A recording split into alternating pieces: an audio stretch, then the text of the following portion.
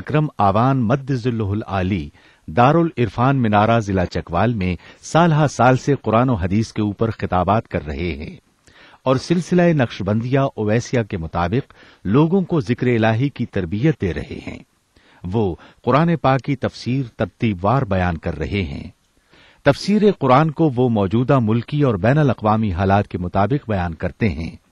Motor وے سے colour کہار کے interchange سے نکلتے ہوئے کلر کہار کی جھیل سے ہوتے ہوئے ایک پہاڑی ہے جہاں پر حضرت عبد القادر جیلانی المعروف غوث پاک کے پوتا مبارک کا مزار ہے جو موروں والی سرکار کے نام سے مشہور ہے۔ وہاں سے ہوتے ہوئے میانی، بوچھال اور نورپور سے گزرتے ہوئے دارالعرفان منارہ پہنچ سکتے ہیں۔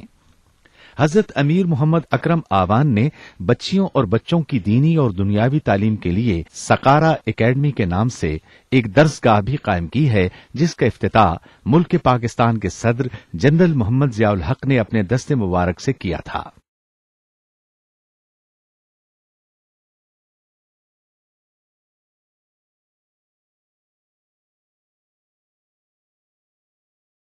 رب العالمین والصلاة والسلام علی حبیبہ محمد وآلہ وصحبہ اجمعین۔ اعوذ باللہ من الشیطان الرجیم، بسم اللہ الرحمن الرحیم۔ تلک الدار الآخرہ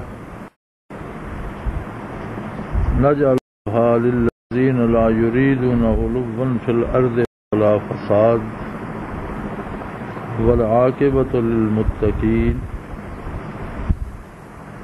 من جاء بالحسنۃ فلہ خیر منها ومن جاء بالسیئۃ فلا یجزی الذین عملوا السیئات الا ما كانوا یعملون۔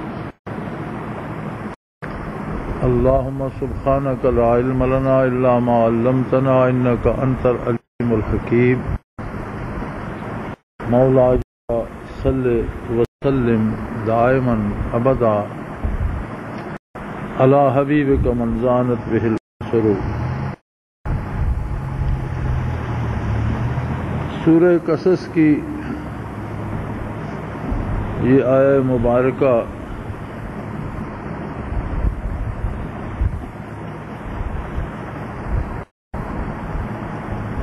یہ بیان فرماتی ہے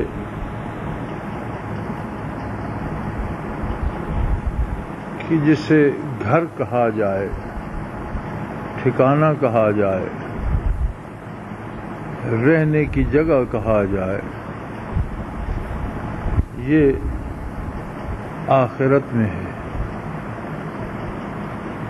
آخرت سے پہلے جتنے ٹھکانے ہیں وہ عارضی قیامگاہ ہیں، سرائے ہیں، کچھ عرصہ گزارنے کے لیے ہیں، لیکن جسے گھر کہا جاتا ہے جہاں انسان کی مستقل رہائش ہے، جہاں اسے ہمیشہ ہمیشہ رہنا ہوگا، وہ آخرت ہے۔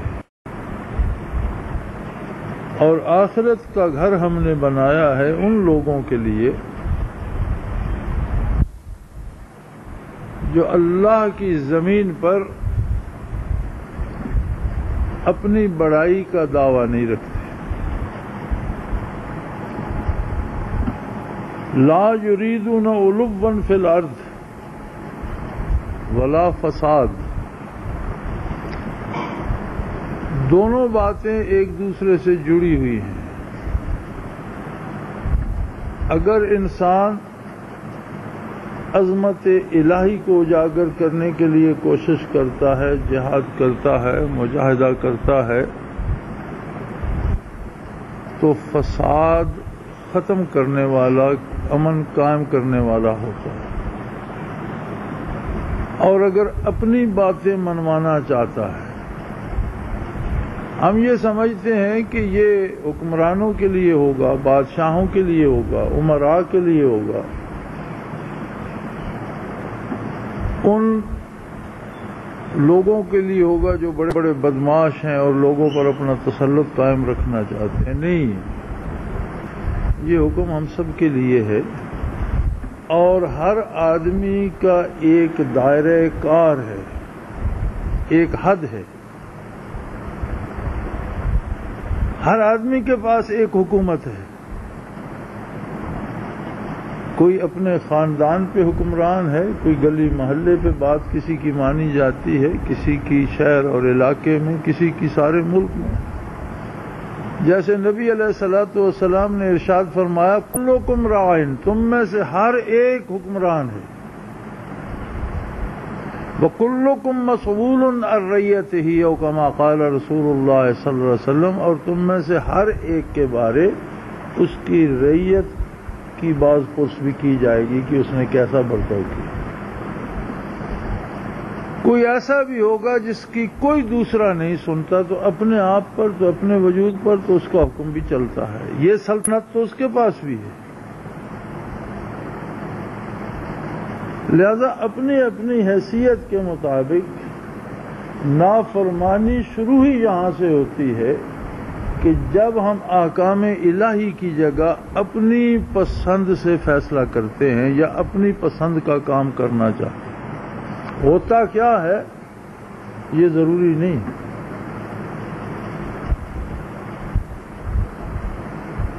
ضروری یہ ہے کہ ہمارا فیصلہ کیا ہے، ہم کیا کرنا چاہتے ہیں.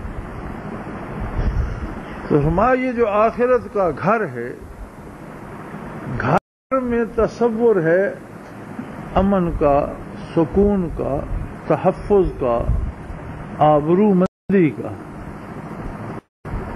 لہذا جنت کو گھر کہا گیا ہے، حالانکہ رہیں گے جہنمی بھی ہمیشہ جہنم میں، لیکن وہ گھر نہیں،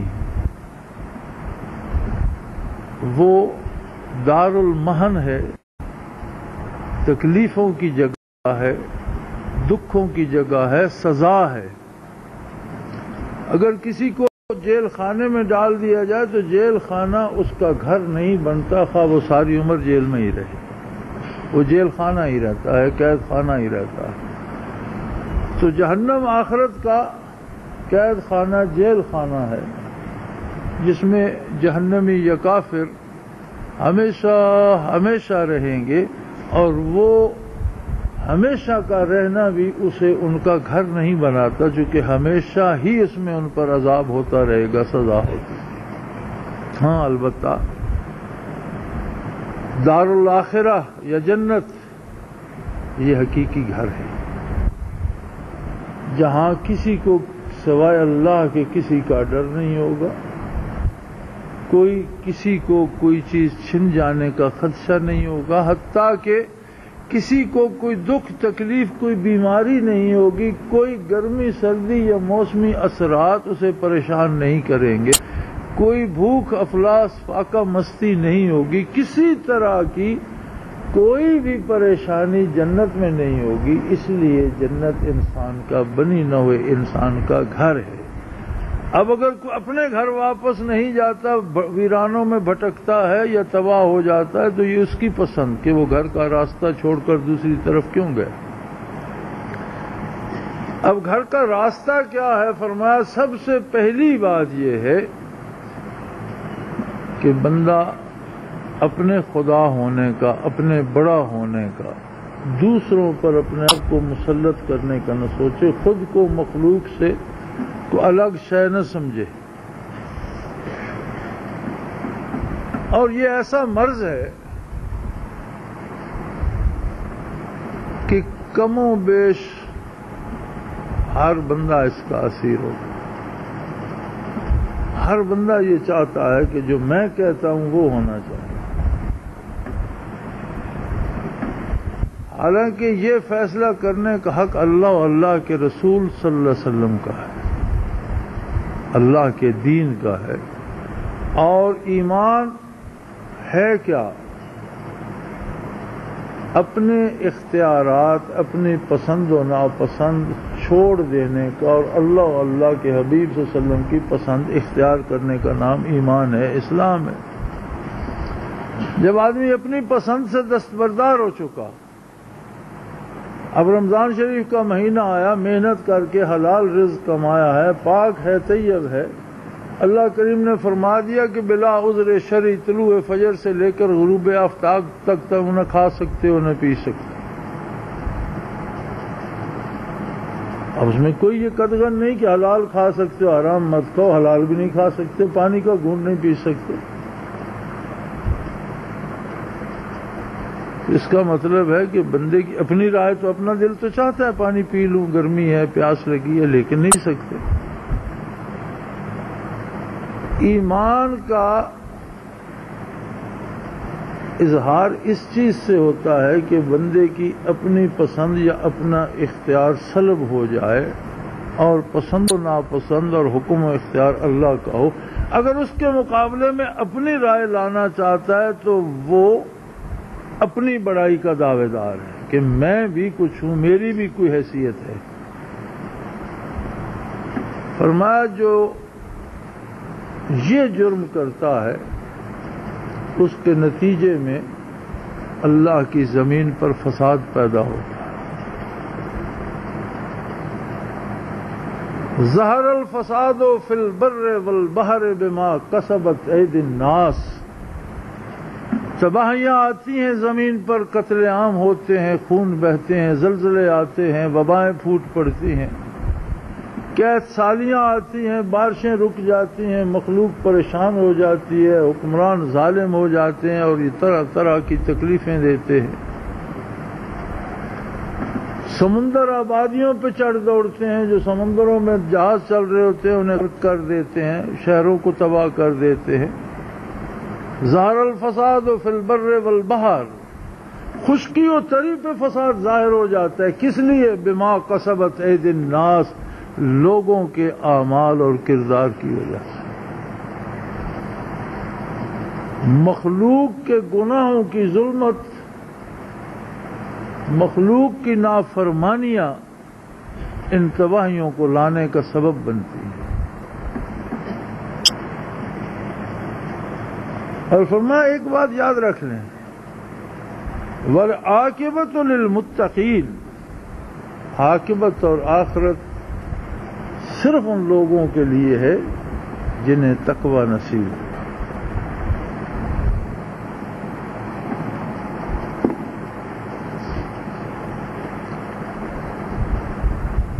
تقوی اور بڑائی ایک دوسرے کی ضد ہیں۔ تقوی اپنی عاجزی کا اقرار، اپنی عاجزی کا احساس، اپنے کچھ نہ ہونے کی خبر کا نام ہے، اور اللہ کے سب کچھ ہونے کے اقرار کا نام۔ وہ سب کچھ ہے، میں کچھ بھی نہیں ہوں۔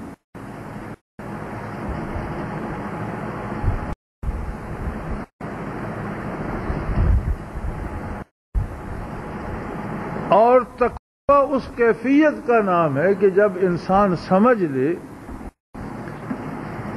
کسی بھی قیمت پر دنیا کی دولت چھنتی ہے چھن جائے، جان جاتی ہے چلی جائے، لیکن میں اللہ کی نافرمانی نہیں کر سکتا، وہ میرے لیے اس سے زیادہ مشکل ہے، بہت دشوار ہے۔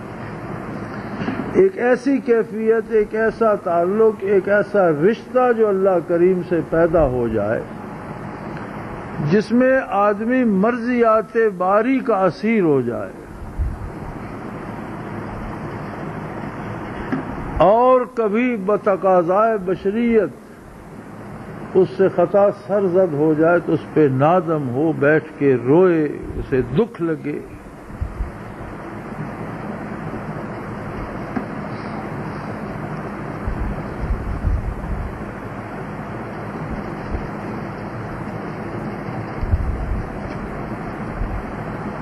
اسی کیفیت کو حاصل کرنے کے لیے، اسی کیفیت کو پانے کے لیے صرف ایک بارگاہ ہے، اور وہ ہے محمد الرسول اللہ صلی اللہ علیہ وسلم کی۔ تمام دروازے جو بارگاہ الوہیت کو کھلتے تھے، تمام انبیاء جو مخلوق اور خالق کے درمیان واسطہ تھے، سب کی نبوتیں تمام ہو چکی، شریعتیں تمام ہو چکی، سارے دروازے بند ہو چکے۔ بڑی تکلیف ہوتی ہے اہل مغرب کو جب وہ یہ بات زیر بحث لاتے ہیں۔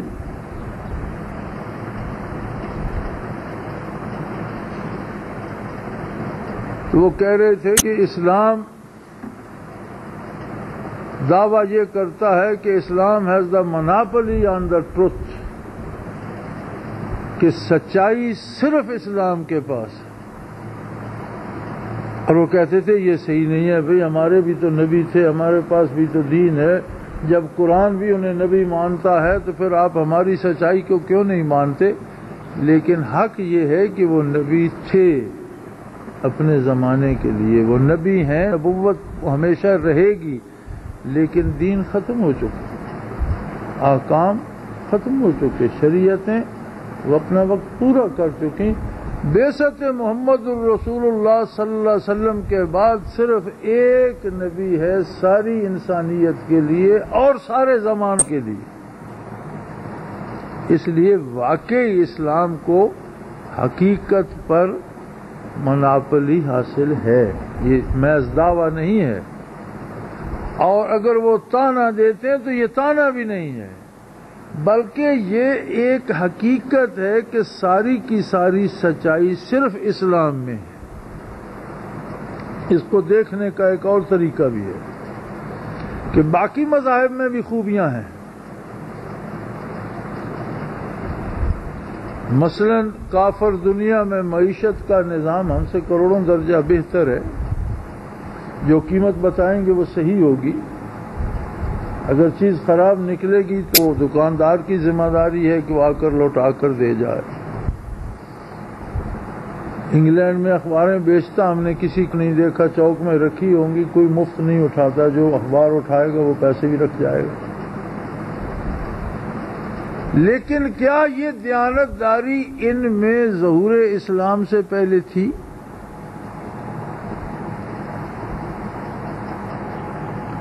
اگر ان کے اپنے مذہب کی دین ہے تو پھر تو ظہور اسلام سے پہلے ہونی چاہیے تھی۔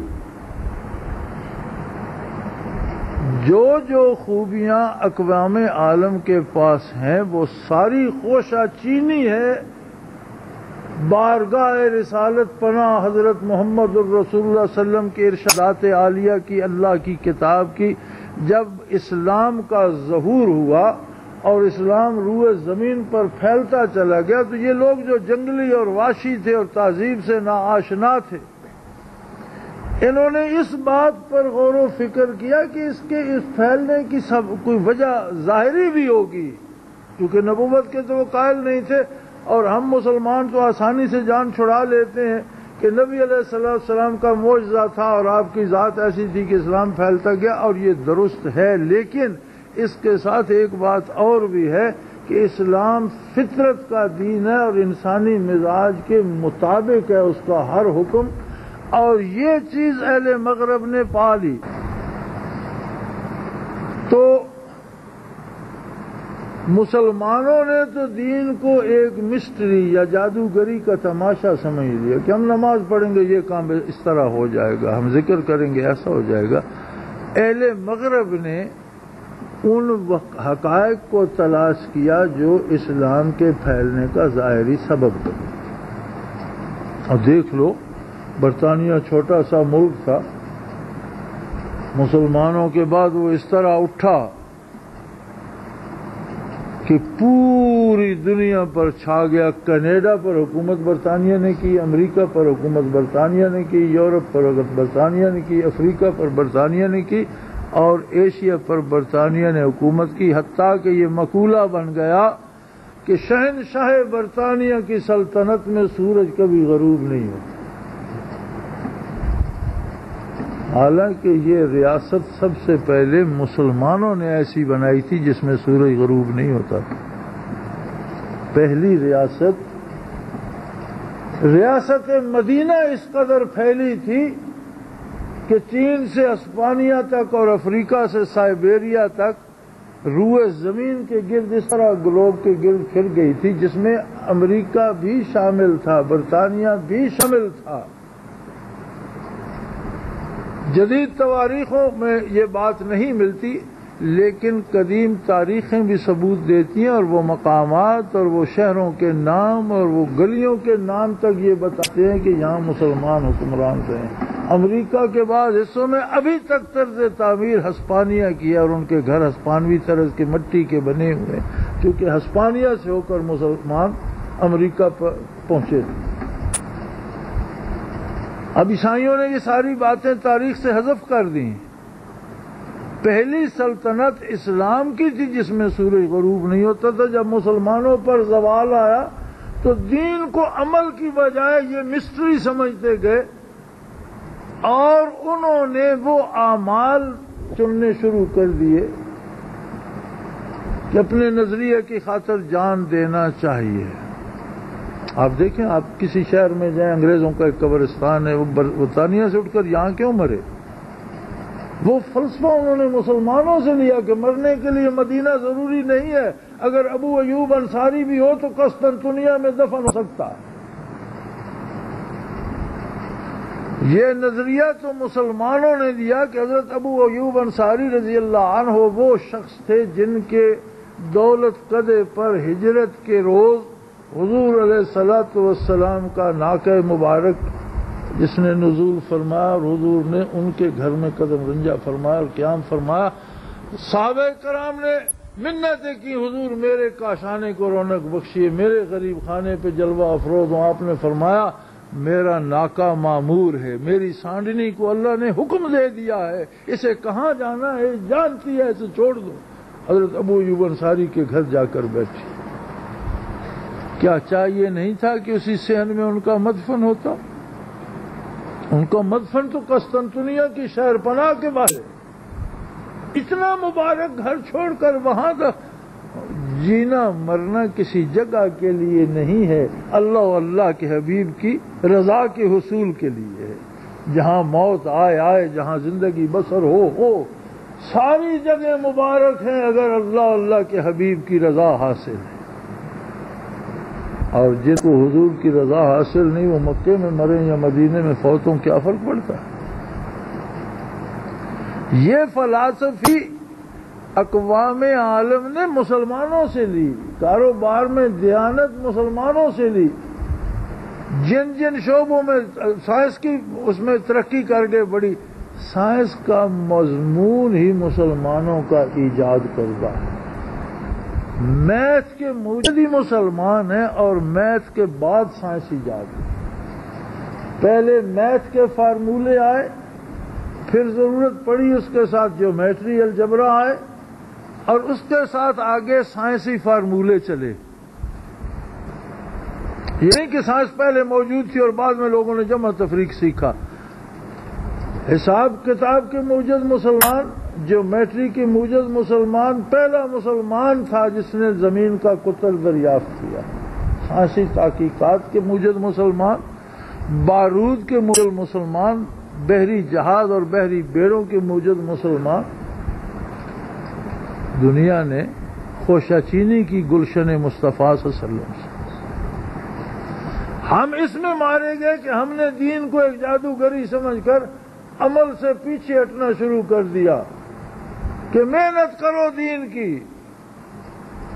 کی محنت کرو، باقی کام از خود ہو جائیں۔ از خود کیسے ہو جائیں گے؟ دین کی محنت تو یہی ہے کہ بندے کو اللہ کی اطاعت کے قابل جینے کا بنایا جائے۔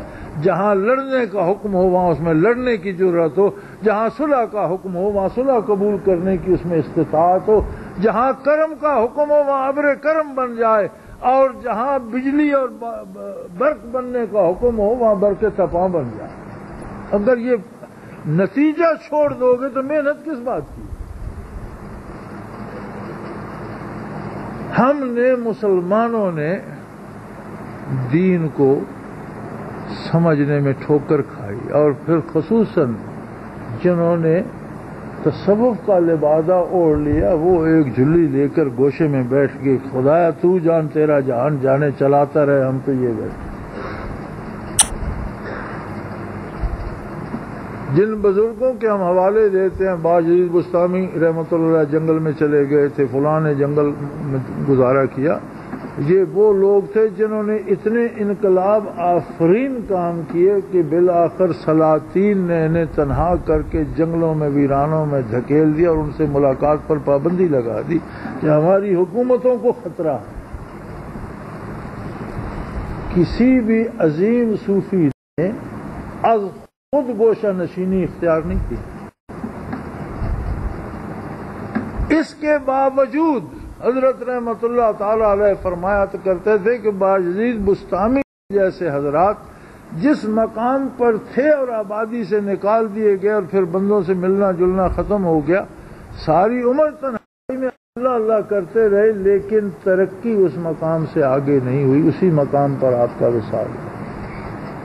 بہت اعلیٰ مقام ہے ان کا، یہ بحث نہیں ہے۔ بات یہ ہے کہ مقامات تو کبھی منازل تو ختم نہیں ہوتے، ان کے کیوں رک گئے؟ اس لیے کہ منازل کی ترقی کا تعلق عملی دنیا سے کہ کتنا اتباع شریعت کوئی کرتا ہے، کتنی عزیز ہے شریعت اسے، بات کسے کرتا ہے، اعمال کیسے کرتا ہے، کردار کیا ہے اس کا، یہ ترقی کا سبب ہے۔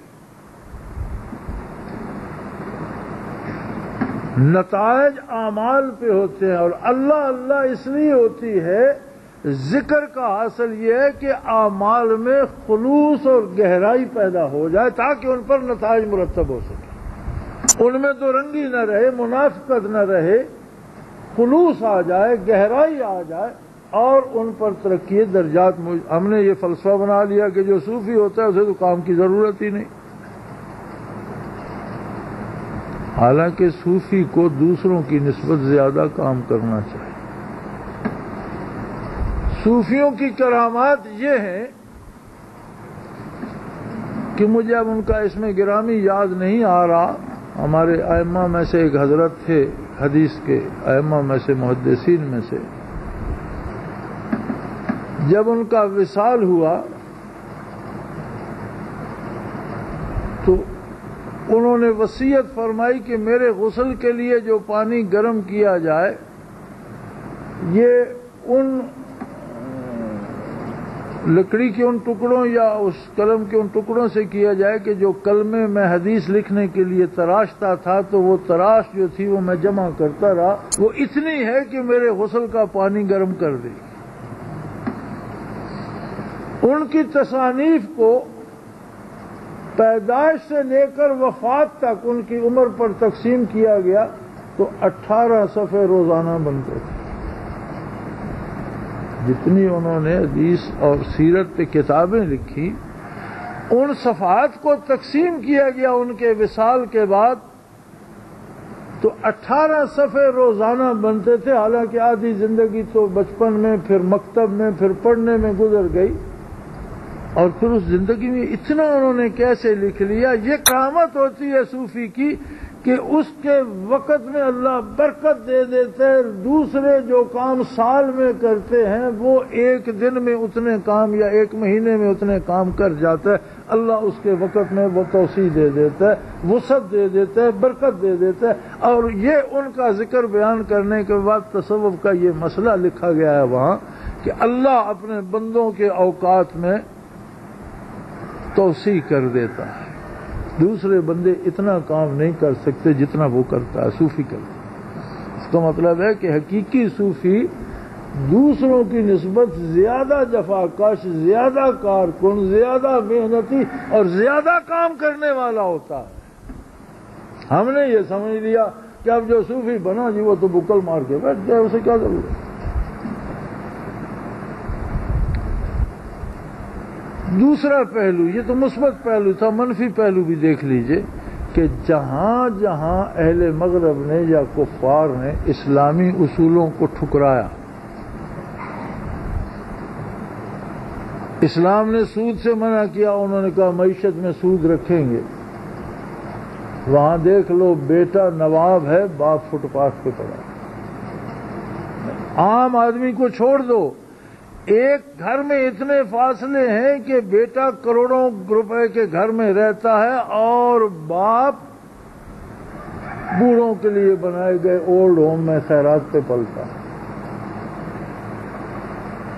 میں نے امریکہ کے بڑے بڑے شہروں میں لوگوں کو غلاظت کے ٹینوں سے ٹکڑے چن کر کھاتے دیکھا ہے، اور ان کی میں نے تصویریں لی اور میں نے اپنے ریکارڈ میں رکھی ہوئی ہیں کہ تمہارے نظام کا، معاشی نظام کا حاصل یہ ہے۔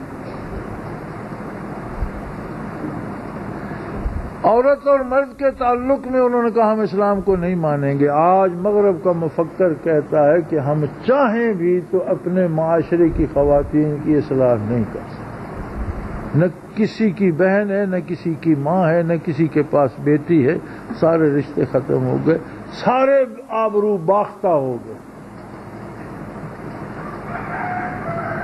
بیٹی ناچ رہی ہے ننگی اور باپ بیٹھا تالیاں بجا رہا ہے، حالانکہ اس کے دل میں خون کے گھونٹ وہ بھی پی رہا ہوتا ہے۔ انسان تو ہے، کافر صحیح انسان تو ہے، دکھ اسے بھی ہوتا ہے لیکن بول نہیں سکتا۔ جہاں جہاں انہوں نے اسلامی اصولوں کی خوشہ چینی نہیں کی، ماں باپ بھی رسوا ہیں، ذلیل ہیں، تباہ حال ہیں۔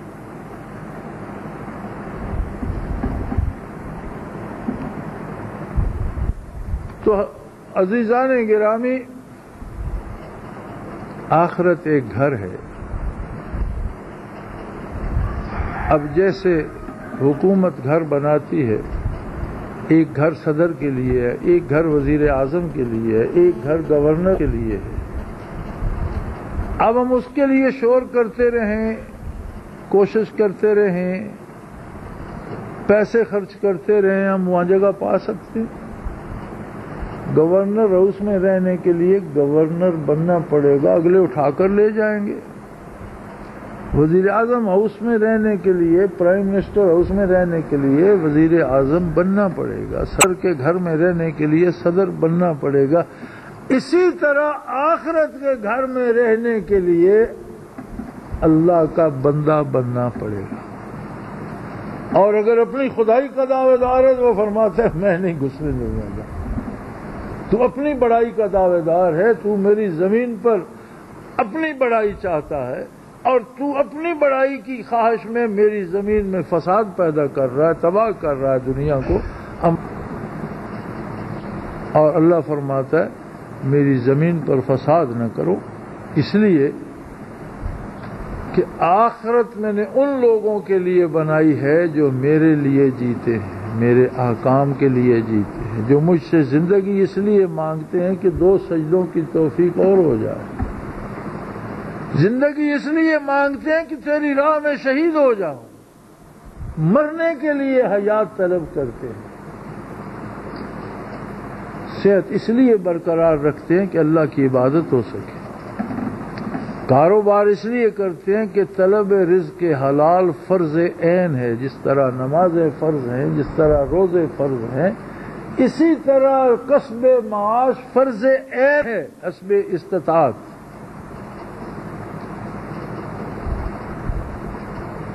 ہمیں افسوس یہ ہے کہ ہم نے دین کو ایک جادو کا کرشمہ سمجھ لیا، حالانکہ دین سارے کا سارا حقیقت ہے، اس میں کوئی جادوئی بات نہیں ہے، سارے کا سارا حق ہے، حقیقت ہے۔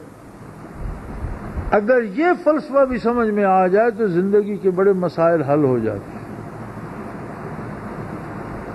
دعا کرنے کا سلیقہ ہے، ہم کہتے ہیں یہ دعا کر دو ہو جائے گی، بھی دعا تو اپنی جگہ ٹھیک ہے، دعا کرنی چاہیے، لیکن دعا کا طریقہ یہ ہے، کسی کو اولاد چاہیے تو وہ شادی کرے اور اس کے بعد دعا کرے کہ اللہ مجھے نیک بیٹا دے۔ اگر شادی نہیں کرتا دعا کرتا ہے تو کیا یہ گستاخی نہیں ہوگی، تمسخر نہیں ہوگا، دعا کے ساتھ مذاق نہیں ہوگا؟ اسی طرح اگلی زندگی میں جب ہم عمل نہیں کرنا چاہتے، جب ہم محنت نہیں کرتے، جب ہم جائز وسائل اختیار نہیں کرتے اور کہتے ہیں دعا کرو ہو جائے گا، تو یہ دعا کا تمسخر ہے۔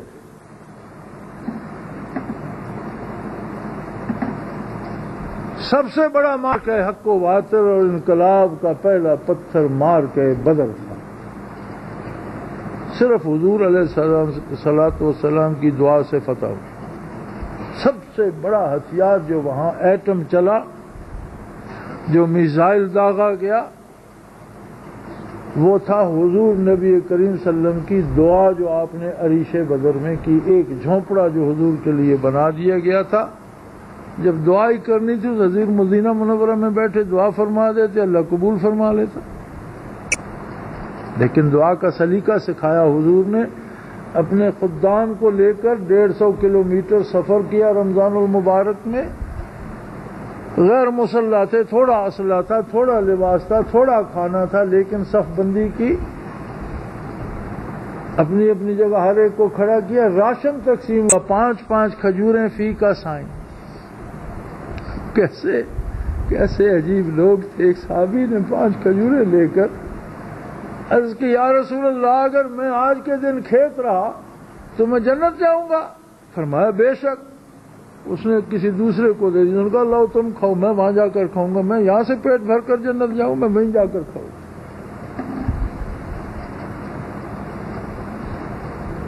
اور وہ ایسا کریم ہے کہ وہ شہید ہوا بدر میں.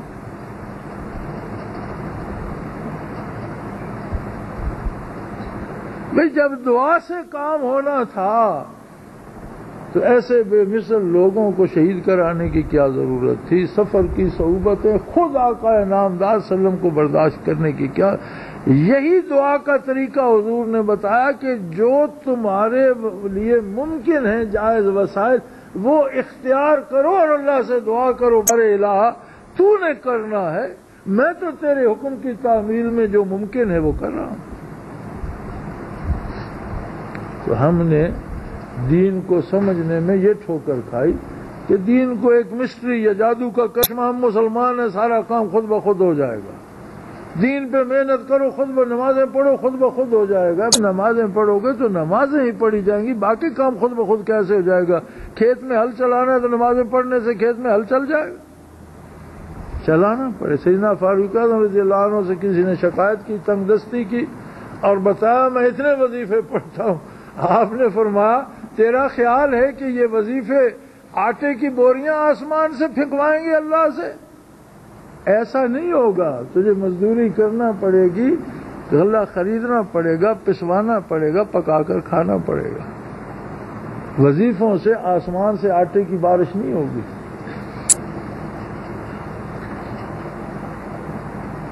تو دین یہ ہے، دین کی بنیاد یہ ہے کہ اللہ کے ساتھ وہ محبت، وہ تعلق پیدا ہو جائے جس میں اپنے نہ ہونے کا یقین ہو جائے، اپنے کچھ نہ ہونے کا اعتبار آ جائے، اپنی حیثیت کی نفی ہو جائے اور زندگی رہ جائے تعمیل ارشاد کے لیے.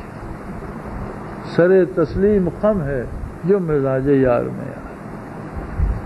حکم ملے کھڑا ہونا ہے کھڑا ہو جائے، حکم ملے بیٹھ جانا ہے بیٹھ جائے. جینا ہے جیتا رہے، مرنا ہے مر جائے.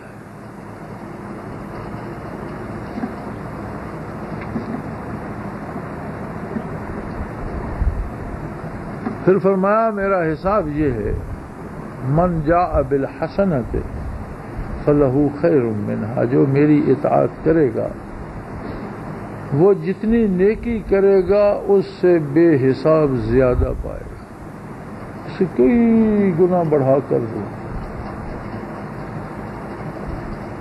ومن جاء بالسیئۃ، اور جو برائی کرے گا فلا یجزی الذین عملوا السیئات الا ما کانوا یعملون، تو بدکاروں کو جو برائی وہ کرتے تھے اسی کا بدلہ دوں گا، یعنی اسے 10 گنا 20 گنا نہیں کروں گا. لیکن یہ اور بات کہ نافرمانی کس کی ہے، سزا اس کے حساب سے. ایک بندہ ایک تھانے دار کی بات نہیں مانتا، دوسرا ایک مجسٹریٹ کی نہیں مانتا، تیسرا ایک ہائی کورٹ کے جج کی نہیں مانتا، چوتھا سپریم کورٹ کے جج کو کہتے میں تیری بات نہیں مانتا. بات ایک ہی تھی، جملہ ایک ہی تھا. ایک کو تھانے دار نے کہا بیٹھ جاؤ، کہتا نہیں بیٹھتا. ایک کو ایک ایسی نے یا عدالت نے کہا بیٹھ جو، کہتے نہیں بیٹھتے. ایک کو ہائی کورٹ کے جج نے کہا بیٹھ جو کرسی پر، وہ کہتے نہیں بیٹھتے. ایک کو سپریم کورٹ نے حکم دیا کرسی پر بیٹھ جو، کہتے نہیں بیٹھتے. جرم ایک جیسے ہی نہیں ہے، لیکن کیا سزا ایک جیسی ہوگی؟ شاید تھانے دار کی بات نہ ماننے پر کوئی پرواہ ہی نہ کرے، لیکن عدالت کی بات نہ ماننے پر وہ اپنی حیثیت کے مطابق سزا دے گا توہین عدالت میں.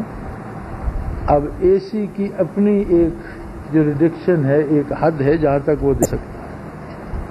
ہائی کورٹ کی اپنی، سپریم کورٹ کی اپنی ہے. بات چھوٹی بڑی کی نہیں ہے کہ چھوٹی سی نافرمانی ہے، بات یہ ہے کہ نافرمانی کس کی ہے. اگر اللہ کی ہے تو پھر سزا اس حساب سے ہو. فرمایا جو برائی کرے گا اس کی برائی کو بڑھاؤں گا نہیں، سزا اتنی ہی دوں گا جتنی وہ برائی کرے گا. لیکن وہ نافرمانی، وہ برائی جو ہے، وہ نافرمانی کس کی ہے، سزا اس حساب سے. لہذا برائی کو کبھی چھوٹا نہ سمجھا جائے، گناہ کو کبھی حقیر تصور نہ کیا جائے. خطا کبھی معمولی نہیں ہوتی، سوائے توبہ کے، رجوع اللہ کے اس کا کوئی مداوع نہیں ہے. پھر سب سے بڑی بات یہ، سب سے بڑی جزا و سزا یہ ہے کہ اہل جنت اللہ کا دیدار کریں گے، اللہ کے کلام سے لطف اندوز ہوں گے، اور اہل دوزخ کو نہ دیدار نصیب ہوگا، لا یکلمہم اللہ، کبھی اللہ ان سے کلام نہیں فرمائے. آگ میں جلنے کا عذاب بڑا شدید، پھر دوزخ کی آگ بڑی شدید، پھر دوزخ کے مختلف عذاب بڑے شدید. لیکن شاید اگر اللہ وعدہ فرما دیتے کہ کبھی سال میں، 2 سال میں، 10 سال میں ایک بات تمہاری سن لوں گا، تو اس عذاب کو بھی جھیل جاتے. اس آسرے پہ شاید اس عذاب میں بھی وہ قوت نہ رہتی، مگر ادھر سے جواب دے دیا لا یکلمہم اللہ، اللہ ان سے کبھی کلام نہیں کرتا. یہ محرومی سب سے بڑا عذاب ہے. اور جنت تو ایک رہنے کا گھر ہے، اس میں اصل مزہ تو جمال الہی کا اور خطاب الہی کا ہے. وہ ہر ایک کو حسب مراتب نصیب ہوگا. کبھی کسی کو 10 سال میں ایک لمحہ، کسی کو سال میں ایک لمحہ، کسی کو مہینے میں، کسی کو ہفتے میں، اور کسی کو حضور دوام نصیب. اپنے اپنا جو جس کا مرتبہ ہے، جہاں جہاں کوئی ہوگا. تو میرے بھائی، یہ سارا رگڑا جو چڑھاتے ہو نا، یہ اس بات کو رگڑ کر برابر کرو کہ میں کچھ نہیں، وہ سب کچھ. یہ بات بھی پلے باندھ لو کہ دین کرشمہ سازی نہیں ہے، دین عملی زندگی کا نام ہے، عمل کرنے کا نام ہے، رزق کمانے کا نام ہے، دوسروں کی خیرات پہ پلنے کی بجائے محتاجوں کی مدد کرنے کا نام ہے.